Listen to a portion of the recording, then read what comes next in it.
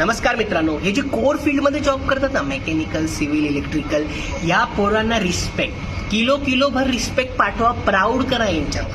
हे बघा, हे जे IT मध्ये काम करतायत ना, ठीक आहे आजकाल बूम आहे, तुम्हाला 1-1 लाख रुपये पगार आहे, पण ह्या पोरांना आनंदी राहता येत नाही. अरा उदास आत्मासारखी हिंडत असतात, कामं करत असतात बसून.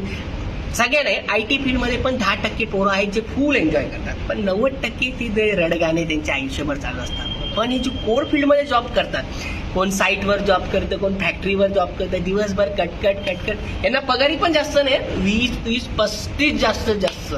पण हे पोरं असले खुश राहतात ना, हे लोक कोरोना अटॅकने नाही मरणार, हे पोरं डायरेक्ट म्हातारे होऊन 80-90 वर्षानंतर मरणार आहेत. कारण हे पोरं जालीम आहे. बघा, शिक्षण होतं, शिक्षण झाल्यानंतर या पोरांमध्ये ना 50% पोरं IT मध्ये जातात, नाही तर दुसऱ्या वेगळ्या फील्डमध्ये कामं करतात, काही हॉटेल टाकतात, वेगळं जातात.